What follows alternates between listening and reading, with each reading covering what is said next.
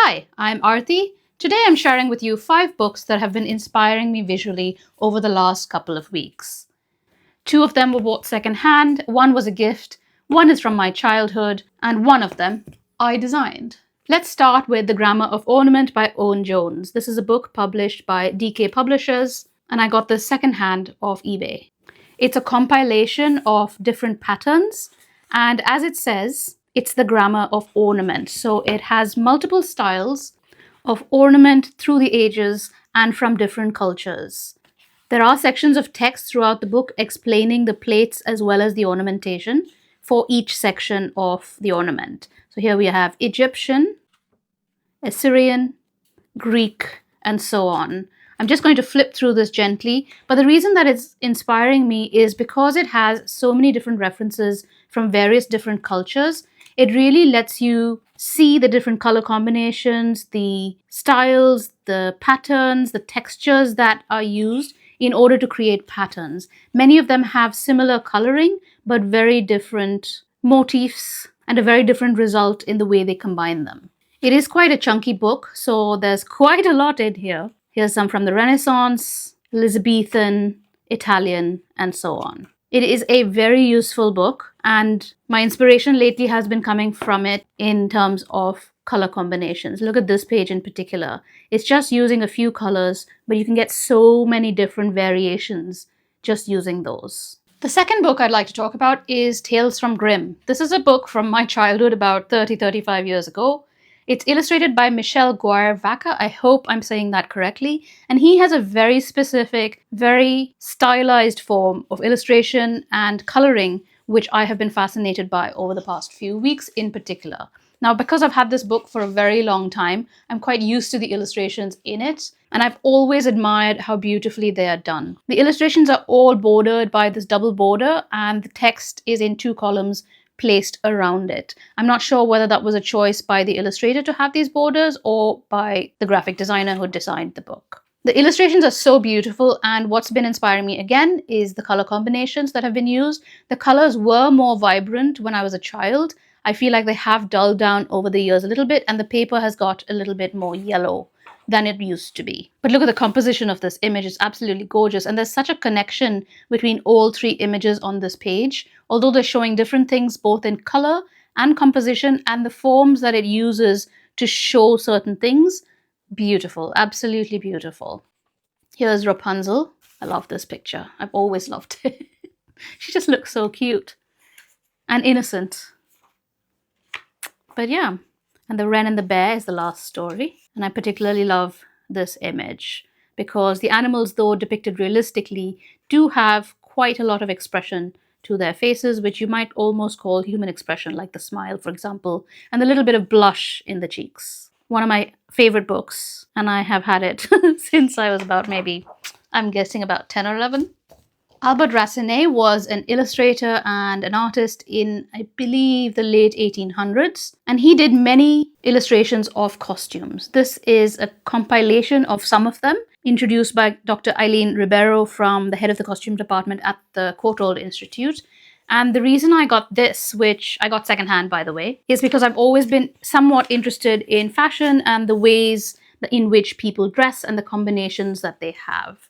This book has big picture plates. I believe these were published originally as separate illustrations and have just been compiled into this book. So there are costumes from Etruscan, Roman, Egyptian, all the way down to barbarian Europe, Oceania, and then coming down to almost the modern day in terms of Racinet himself, which was the 1800s. So Mexico, Manchu women. A lot of these were based on illustrations by other people because I don't believe Racinet traveled to see all of these himself. But I like them because many of the costumes are fairly accurate from what I can tell. And again, the color combinations that he's used are really beautiful. Many of them are subtle, and then some of them are a little bit less subtle as well. I also like this because he's got a variety of figures, all of them standing, but in slightly different attitudes. I've been using this book mostly as visual inspiration, just flipping through it like I am now. Not directly copying from it at all, but closing it and then thinking about the color combinations that I can see. Look at this one, for example, the uniforms of the British Army, but as well, there's this guy here in a striped suit with a red waistcoat. And then this guy with a pink waistcoat and breeches, blue stockings, and a grey coat. I really like that combination. And I also like how it goes with the sand and the blue sky in the background. Loads more here. Some of them are quite small, so I actually do have to use a magnifying glass sometimes. But also the millinery here at the top really helps you to understand form and the way that things can be depicted in detail in such a small space. So again, fascinating book. Really useful to just look through. And if I ever want a costume reference, here they are. So yeah, great book, massive. And since I sprained my left thumb a little bit, it is quite hefty to lift at the moment.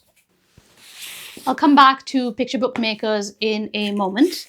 But first, let's look at Louis Wain's cats. I designed Louis Wain's cats back in 2010 or 11. I was at that point working with the publisher Worth Press on a freelance basis. And the Chris Beatles Gallery have their annual Louis Wain show in, I believe it's August. And they wanted a book in time for that. I think since this has been published, they have changed the cover. So I will link it for you down below, as I will with any of these books that I can find. Since some of them are quite old, you might find them secondhand on eBay. But I think this is still in print. Louis Wain was a cat illustrator, and there's recently been a film made about him starring Benedict Cumberbatch.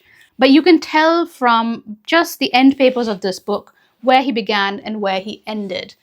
He started out a perfectly sane man drawing cats and making a good living, but he ended up, by the end of his life, quite mentally disturbed, and I believe he passed away in an asylum at the end of his life. Chris Beatles himself is, I believe, the leading authority on Louis Wain, and the book is organized with an introduction to Louis Wain, his early days, how he draws his cats, and then sections of the cats that he drew according to subject. So I'm going to flip through part of this book. It is a very chunky book. And if you love cats and drawing cats or anthropomorphic cats, which were very popular in Victorian times, and you might know that I like to draw anthropomorphic dogs myself, but this book would be a massive inspiration for you if you are of that inclination. Wain had a good variety of artwork, both illustrative as well as painterly. And his work is inspiring not just because, firstly, it's beautiful, it's very elegantly done, it is fascinating the number of subjects that he drew, but also because his work really represents where his mental health was going at the time. I mean, the same person who drew this and this ended up drawing things like this. There's a section in the book here where there's an article included that was written and illustrated by Wain himself, explaining how he draws his cats. And he says in the beginning, it depends very much upon circumstances. For instance, I like to sit down for an hour's nature work on my own or other people's cats and take the cats in whatever mood I find myself. I am told that I am very serious over it, but as a matter of fact, I am bubbling over with interior laughter until I am tired, not of drawing, but of laughing.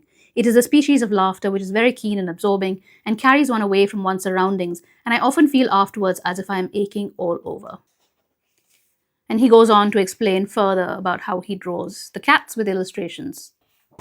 There's quite a lot of images in this book. It's one of those where the text is relevant as well, but you can just flip through the book. I am flipping through multiple pages at a time, just for the sake of efficacy. But there are so many illustrations here that you can flip through and look at over and over again. And in the years since I designed this book, it's been almost, I would say, 2010, so now 15 years almost, I have looked at this book often and been inspired by it. These are some of his more psychedelic works, and then he also did these futurist mascots. You can see his drawings for the plans, and they ended up being little ceramic figures. Quite fascinating. So yeah, it was a really lovely project to do, and hopefully it is still being published today, so we'll see. We'll see. I'll have a little look online and see if it's still available today or if it's only secondhand. But yeah, so that is one of the books I designed many years ago. Finally, we have Picture Book Makers. This was a gift to me from one of my friends. We tend to buy each other books for birthdays and Christmas, and we go together to a bookstore and we choose our books. this is what I chose. Picture Book Makers is about children's book illustrators, and these are the illustrators that are included in this book, starting from John Clason to Beatrice Alemania, Eva Lindstrom, Blex Bolek, Susie Lee, Manuel Marsol, many of whom I follow on Instagram, and perhaps you do too. There's an introduction with cute little illustrations by Sam McCullen. And then each section starts with a little bit about the illustrator and then some of their work, like so, and captions for the work, talking about the work, talking about their illustration, and talking about the way in which they draw. It's always useful to see people's process and see what they themselves think about the work that you are finding visually appealing. This book to me is not so much inspiring in terms of visual color, composition, and so on, but I'm looking at it more in terms of innovation, of all of these people illustrating for children, but still doing it in such a unique manner. Shauna Tan from Australia. Absolutely gorgeous illustrations, and it's so nice to see some of their sketchwork here as well. Beatrice Alemania, one of my favorite illustrators. Beautiful work.